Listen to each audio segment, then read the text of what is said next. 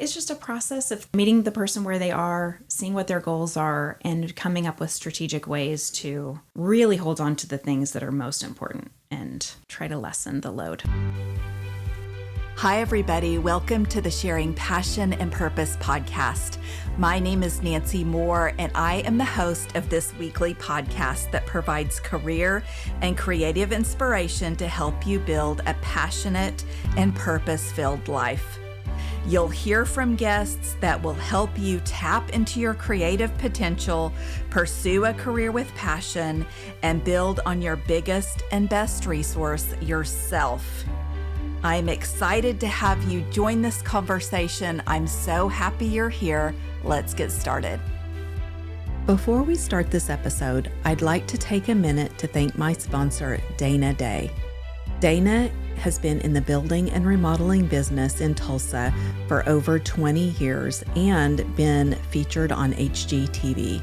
She understands how overwhelming building and remodeling a home can be.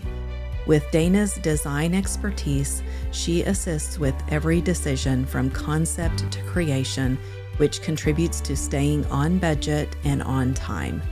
Dana's commitment to her clients includes quality craftsmanship and unique designs. You can find her online at danadesignandbuild.com. And now on to the episode. So in this episode, you are going to hear from Kristin Switzer.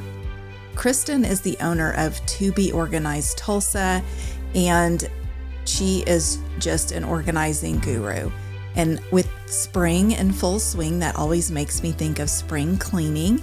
And so I thought this would be an ideal time to visit with Kristin, because clearing the clutter can be intimidating, but it really doesn't have to be. And Kristin in this episode shares a lot of great information. She will also share how she tapped into her passion that she knew about at a young age, what she enjoys about organizing, and then she shares those tangible tips and tricks that you can really get started with immediately in your own space, and they will help you tackle your clutter and get organized. And so this episode is fun. It's also inspiring and very helpful. So I am excited to share this conversation with you. I hope you enjoy it. Well, everybody, I am so happy to welcome Kristin Switzer. She is an organizing queen, and she actually works with a lot of the clients that I have at Montereau. Mm-hmm. And that's how I kind of learned about her, and I followed her on social media. She gives great tips. I am really interested in hearing more about, but welcome, Kristin. Thank you for having me. It's great to be here. Yeah. So if you'll kind of just talk a little bit about how you got into organizing. Sure. So I have always been an organizer. I just didn't know it was a gift or a skill set that not everybody had. So as a kid, I organized around my family home, the medicine cabinet or underneath the sink or the pantry, and it just came very naturally to me. And we moved in, fast forward, we moved into our home in Tulsa, our latest home in 2020, and I hadn't had a walk-in pantry before or certain things that required a different method of organizing. So I started looking up on social media, how do people organize their walk-in pantry, and realized that this was a business opportunity and that these social media influencers I was following were actually with clients doing the work. And so the light bulb moment happened, and I was like, oh my gosh, this is a skill that I could do and make money doing and helping people and, living my strength and passion. So that's kind of how it started. Okay. Yeah. And I actually, when I was younger, I enjoyed organizing and, cleaning things and that kind of thing, but I have really gotten away from that. And it is not a strength of mine anymore. I feel like I lost it. It's something that takes constant effort, which I know a lot of people don't want to hear, but once you have a system created, it's not nearly as much effort. It's just little bits of time versus if you look at a big area that you need to organize, it can take a lot of time to do that. So I think people just get overwhelmed, and it's very normal. So we try to create systems that are easy to follow because a lot of times people don't have the time to go and organize something or tidy up the way they want to. Okay. But yeah. Yeah, that makes complete sense. Yeah, because I don't put forth that time, and you are, professionally putting forth that time. Okay, just as a side note, what is your house like? So my house it's organized, as you might imagine. I have 2 young kids, and so it gets messy frequently. So my husband and I are similar in that clutter tends to frustrate and irritate us. So we have systems in the house that help us. If we say to the kids, hey, go clean up the playroom, or hey, we've got to get the kitchen cleaned up, we can do it in probably about 15 minutes. So it does not stay a clutter-free zone all the time by any means, because we live in our home, but we can clean it up fairly quickly. So that's one of the major benefits of organizing and having an organized home. And you understand that with kids. Yes. That's one of the hardest things, I think, when people have young kids and trying to implement systems, which I want, to get your advice on later in our conversation. Okay, so what do you enjoy most about your job, your career? I would say a couple of things. I love building relationships with people and helping people at the same time. And so both of those things are part of the process, of course. Also, seeing that instant progress and gratification. And we came here, there was this mess, and we walked away afterward with a complete project, or with progress at least. And so seeing the progress, and also seeing the weight lifted off of someone's shoulders that before we got there, they were feeling intimidated or stressed or overwhelmed. And then they see, oh my gosh, we did accomplish this in just a few hours. Like they feel so much better. And so just seeing that weight lifted and the impact we can make is my favorite part. Okay. Yeah. So I might ask also prior to 2020, but because it sounds like you started the business around that time. Yes. What were you doing before that? So I went to the University of Tulsa, which brought me down to Tulsa. I went and did my business degree and my MBA. And then I started working for a company where it was using my degree, but not in the way that I thought it would. I actually worked for a personality assessment company in Tulsa. I worked for them for 12 years, and they publish personality assessments that are used to predict job performance. So I worked with a lot of big consulting firms and independent coaches that use the assessments to help do anything from hiring people to developing their leaders, building teams, a lot of talent management type initiatives. So I worked with a lot of very bright personality psychologists. Okay. But that wasn't my background or my passion.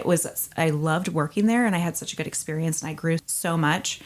But I finally, when I started doing this work and owning this business, it was like, okay, this is what I'm meant to do. It was just a really exciting realization that, wow, if you do what you really care about and you're good at and you love, that it just doesn't feel like work. Which is it sounds so cliche, but it's so true. So, well, I'm glad you shared a little bit about your background other than organizing, because that I know is probably my most asked question is people ask me how to find their passion. And it can be people that are even 50 and 60 years old. It doesn't have to be, younger students that I have in my class. Yeah. And so just to know and give people the encouragement to try different things. And also, it's kind of what you gravitate towards. So you were following different influencers on social media that were organizing, and you love to watch that. You love to look at that, and it's cool to hear your aha moment of, getting in and being able to create a business for yourself. So was it scary starting a business? So you left your job of 12 years and decided to take that leap? Yes, it was scary. I'm actually part of a franchise. And so I would say working for a personality psychology company, I learned a lot about my personality, as you might imagine. And so that was probably the first aha moment of, wow, these skills don't come naturally to a lot of people, and I can use them in my future career or future jobs. And then I just also knew based on my personality that having a network of people, having that support system was important to me. Of course, I've built my own local support system here, but having this company that had fellow franchisees that were doing the same thing I was doing, and I could call them and go, what do I do in this situation? Or, hey, have you run into this? It gave me that safety net that I knew, okay, if I'm pointed in the right direction, I can go 100 miles per hour toward that goal, but I would love to do it with the support of others. So it was scary, but it wasn't as scary as it probably would have been completely on my own, starting out. But that's such a good option, though, for people who are interested in starting a business to look into. Has this been franchised? Because those systems that are in place are set up for the franchisee's success, and there is that support. Everything from the financial side of it, all of that is provided. So that's really smart on your part to step into something because, that was created because then that just kind of sets you up for success. Right. And I would say if someone is thinking about doing something that's completely new to them or starting a business, starting by talking to people who are doing it is such a good way to learn about it, understand what the challenges are. I think that I have found in Tulsa especially, everybody's so willing to be supportive and to connect you to other people. And so when I first started the business, I just reached out to the people I knew of, hey, I would love to bend your ear and talk through how I can grow my business. And they would be like, oh, you should meet this person, or I'm going to set you up for coffee with this person. So even before starting a business, just reach out to your local network and reaching out to the people that you trust and know and that know you well. I think that's a great way to start if there's not a franchise option or a built-in support system. Great advice. So let's talk about some challenges because even though you do the most you can to set yourself up for success, what have the challenges been, or, a couple of challenges that you've faced? Oh, that's a really good question. I would say starting out, and I got this advice myself early on, starting out is hard because you feel like you're not making progress until you are making progress with each step forward, but it does take a while to build a business. And so, like I said, reaching out to the people that you know and trust and starting to make connections, that helps you get involved in the local networking opportunities or networking groups. And you just can try a bunch of ways to meet people. And I think at first what was challenging is it felt like, oh, I'm doing all of these things, but it doesn't feel like it's leading to the growth that I want. But just being patient and knowing it can take a year or 2 years or even longer. Whereas now it's been almost 4 years and we are busier than we've ever been, but it took a while to build up, and the progression, it can be slow and can feel frustrating at times. So I would say that was a big challenge. I have a wonderful team. It did take a little bit of time to build that team because without the consistency of projects, it's hard to find team members that are willing to be available when I need them, but not dependent on the income. We're not having regular income. So finding stay-at-home moms or different people who work part-time in one job but have a flexible schedule. It took a little bit of time to find the right people. Luckily, now we have the consistency of projects, so I can give people more of a realistic preview of what they can expect. But at first it was like, you might have a project 1 week, you might not have one for 2 weeks, and then you might have 3 projects in 1 week. And so building the team was a challenge at first, just based on the lack of consistency in those early years of growing the business. I like that you're talking about, working with stay-at-home moms too, just because I remember being in that spot and really wanting to make sure that I was there for my kids. But then I wanted some spending money, and I wanted some, to be able to be productive and contribute to something. And I had some different things that I would do around their schedule. And I have friends that are still looking for things to kind of do around their kids' schedule. And so there are opportunities out there, kind of like yours to be able to do that, around their Absolutely. schedules. So, Yes. And it worked well for them because they could tell me, hey, I can't do it this day because, I'm going to be, if they're the homeroom parent, I'm going to be there at my kid's school. I'm like, okay, no problem. I won't schedule you that day. So the flexibility for them and for me was a really good fit. yeah. Okay. That's awesome.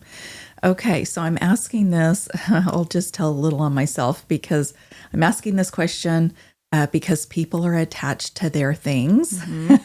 And that's what I'm telling on myself because I get attached to things that, especially things that were my kids that they made for me that even my mother has passed down that were my grandmother's because she is cleaning out. And my sister is just not attached. So I think, oh my gosh, I want to make sure I have this so then I can pass it on to my kids. And it in a way, I've just thought recently after, reaching out to you, it's a little bit, I hate to say this, but it's a little bit of a burden to have all of this, given. I mean, it's a blessing and a burden. I should put it that way. Right. But how do you talk to people about, those keepsakes, those, items that they have that maybe they're just not sure whether they should get rid of it because it's permanent and, or they have some kind of attachment because you're almost like a counselor. Yes. There is a fair amount of counseling. And we always want to meet our clients where they are. So there's some people who keep more things and that's totally fine. And there are other people that want to get rid of everything and we're there to support whatever they want to do. But we also want to remind them of their goal. So if they are really looking to get rid of things, if they're trying to lighten the amount of stuff in their home that they're managing, you can think about stuff that way. Okay, if I keep this, then I have to manage it. Even if it just sits up in my attic, it's still something that I have to look at when I walk in that room that eventually I have to make a decision about. So if their goal is to lighten the amount of stuff that they're managing, then we just keep reminding them of, okay, how can we meet this goal, but also make some tough decisions? One tip we give our senior clients, because we do a fair amount of downsizing support, is we tell them to take photographs of the things that they want to remember, but they may not necessarily need to hold on to that item. So that's one way that you can remember it, but it's not taking up space in the home. I want to take a short break to share my next live event. It's a live podcast event called Conversations with Passion and Purpose on Friday, May 9th from 11:30 to 1 in Tulsa. My special guest is going to be Muriel Juneberry Berrien. She is the creative mastermind behind Strawberry Shortcake and the Care Bears. She's best known for bringing her beloved characters to life, and for her fun kitchen dances on social media. Muriel will share the story of her artistic journey from the early beginnings to creating some of the most iconic characters in pop culture. So this conversation, you will hear how she stays inspired, her daily habits that set her up for success, and how her positive outlook has shaped her life and career. Whether you're an aspiring artist, a fan of her work, or simply looking for a dose of creativity and motivation, this is an event you won't want to miss. This is a room that you will want to be in. The women are incredible. The conversations and connections are amazing. And I would love to see you connect, learn, and grow through this conversation. So to purchase tickets, go to sharingpassionandpurpose.com, hit the event link, and you will be able to purchase tickets. And I would love to see you there. We hear a lot that, my kids don't want any of this. And it's just a generational difference, right? That our parents and our parents' parents want to hold on to more than we want to hold on to, or that our kids are going to want to hold on to. And so I have a lot of clients that reach out to me and say, I want to gift this to my parents. I want you to spend some time with them because I know that if you don't do it, I will have to do it later. And so it's just a process of thinking, meeting the person where they are, seeing what their goals are, and coming up with strategic ways to really hold on to the things that are most important. and try to lessen the load for everything else. But it's hard. I'm in that boat where I don't think either of my kids want any of the things that I'm collecting or that I have. And so, I guess I'm going to have to cross that bridge when I come to it. But it's interesting to have these things that have been passed along and held on to. And I think my daughter's a little more sentimental. She'll maybe hold on to some of that, but we'll see. I guess we'll see. The other thought I had just as you were talking was that people want to hold on to items that mean something to them. And so having the story behind the item, or, I will see someone say, oh, I want to keep these glasses because we used those when I was a kid at Christmas dinner. Or I got to keep my mom's china because I remember her setting the table with this during special occasions. So if you want your children to keep items, then I think they just need to understand if it's something that's important to you or if there's a story behind it. That helps to create the connection with it. But it's hard because a lot of things get passed down and they aren't all created equal, but it's hard to make those decisions because if it's not your stuff, especially. Right. Yeah. Yeah, right. Okay, so several years ago, it was and I can't remember when exactly this was, but Marie Kondo had, her Does This Spark Joy? And so I'm wondering, is there something that is a universal thing that you ask people to have them think about things, or is that, not even in the mix about sparking joy? I'm wondering your perspective on that. There are a few things that we ask. I don't ask it in that way, but we get at the same feelings toward the item. So, of course, some basic questions could be, when was the last time you used this? And is it something you really need? If you didn't have this item, how could you get a hold of it? Is it something, for example, that you could find for less than $20 in less than 20 minutes, at the store?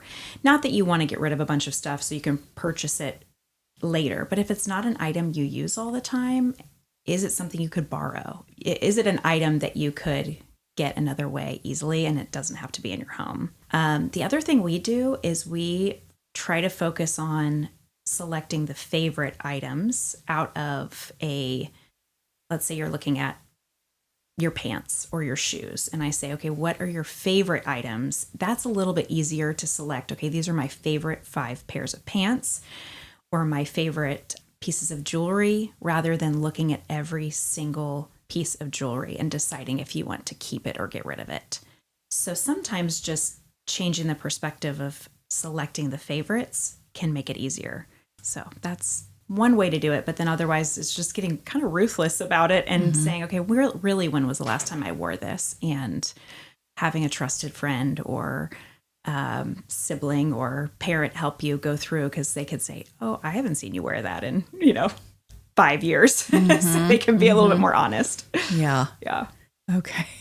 Yes, I have some different things that I'm thinking about right now, just even with my jewelry box, going through. I've needed to kind of go through that. And so it is interesting to think of a different way of thinking about items and maybe pulling out favorites and that kind of thing. So what would you say to parents with small kids who are, looking to maybe purge or clean out? I know some parents maybe take things and donate and, the kids don't even know, but I've always felt like it's better to have the kids in the process. But what would be some advice to organize with kids involved?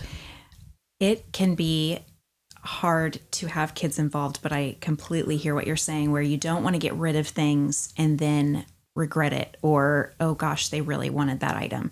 So one idea is to go through when the kids are not there, pick out the items that you don't see them play with. Like, let's say you're going through their toys and they never play with that puzzle, or there are various things that never get touched. Oftentimes we'll recommend that there's kind of an interim waiting period. So you could put those in a bin, put it in the attic, or put it in the garage away from the kids.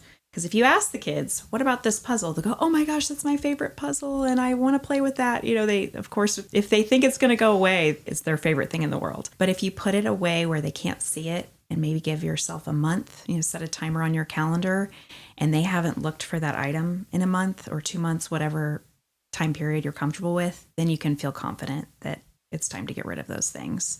So I found that to be the easiest way to get rid of things, but also honoring the kids' things and not just getting rid of stuff that they may really have treasured. That's a great idea. Okay, so is there a hint on maybe one system that you can share with people about helping with kids being organized as far as, the playroom or, picking up or, drop zone or something like that? I would say if you don't know where the item goes, the kids won't know where it goes either. And so having a place for everything in general is really important. So if this is where the Barbie dolls go, and these are where our cars go, and this is where the stuffed animals go, then they are empowered to be able to put things away. Otherwise, they're going to do what kids do, and hey, let's just throw these all in the corner, or let's just clean up by putting it all wherever, or it may make it more messy by them putting things away. And I would just say also creating systems that work for your family's routines. I realized last year that it was so silly to keep our kids' shoes in their closets in their bedroom, because they come down and they're ready for school. And what do? We forget our shoes. So we got to run back upstairs and get our shoes. So we changed our spot for the kids' shoes to be in the hallway right outside our garage door, the door from the garage into the house. And so that's where their shoes and their socks are, so that when they get dressed in the morning, they don't have to worry about their socks and shoes. That's the last thing they put on when they leave. And so I would say creating those systems based on your own routine. It doesn't have to be, oh, shoes go in the closet in the bedroom. It can be whatever works best for you and your family. Okay. That's so different. I like it. Even the socks down. Okay. Yeah. Okay. I love that. Okay. So let's talk about some benefits of getting organized. What people maybe would feel, what would be a couple of advantages or benefits to the person themselves? The weight that is lifted from getting rid of things, or really just tackling those tough projects, is huge. And so I often recommend that people, if they're organizing on their own, they start in a small area that's in a high traffic zone. So maybe on the kitchen counter or the dining room table or wherever they're going to see it really pretty regularly, and try to make small steps toward decluttering and organizing. So maybe tackling the pile of mail that's been adding and piling up on the kitchen counter, or to look at the junk drawer, or just something small that they could tackle. They will start feeling the feeling of, oh my gosh, that's done. I knocked that off my list and look how much better it looks. So it gives that instant gratification. Really, the biggest benefit of being organized is finding what you need when you need it. And if I had $1 for every time I heard, oh my gosh, that's where that thing went, or that's where I put that. I've been looking for that and I bought 5 more of those because I couldn't find it. Just being able to find the things you need when you need it, the car keys, the bill that's owed, or, the pair of pants that needs to be returned to the store, just those everyday tasks are made so much easier if you know where to find your items. Mm-hmm. Yep. I love hearing all that, because I think that there are probably people out there right now that have projects and debating about even where they should get started, what they should work on. And so if they start with something small, I think that shows, some progress. When is the point where people have you come in, like a professional organizer? Is it on smaller projects? Is it when they've gotten out of control? Is it people who are moving? It is typically bigger projects, although they may have lots of smaller projects around their house, which we can do that too. It doesn't have to be one main room that we're working in. We can do a little bit all over, but I would say when they are overwhelmed is a typical time that they call us, and we can get a lot done in a short amount of time. So there's, of course, the benefit when you hire somebody, you get it done faster and more efficiently. Also for downsizing and moves, we do a fair amount of that. So when someone is downsizing, there are a lot of decisions to be made and it's overwhelming. Where do I start is a big question we get. And so we help break it down for them, and we are there to facilitate that process. So I'd say downsizing and moving is really the next step. And we do all of the packing, the move coordination, the unpacking. So it's a much more manageable step than doing it all yourself. Yeah, that's very helpful for people because move can be such a stressor, so to be able to have people come alongside, and you don't want to pack all the stuff you don't want to take with you. So to have that clean out and maybe purge before to have a fresh start when they move, I think is such a gift, to be able to give to people. So that's awesome. Okay. So in wrapping up, my theme for this year is thriving in 2025. So I'm wondering how you are thriving either personally or professionally. One of my good friends and I, when it was the end of 2024 and we're thinking about New Year's resolutions, we said, okay, how could we do this to make it make sense for us? And we are similar. She also owns a professional organizing business and move management business. And so we talked about setting monthly goals. So here are my 3 monthly goals. And we make sure they're not just business goals. Maybe there's a business goal, a personal goal, and a family goal or something. And so that way each month we say, here are our goals, and we share them with each other to hold us accountable. And then the next month we might go, oh yeah, that was really easy. I'm going to add another one. Or gosh, I really failed at that one. I'm going to keep that one on my list.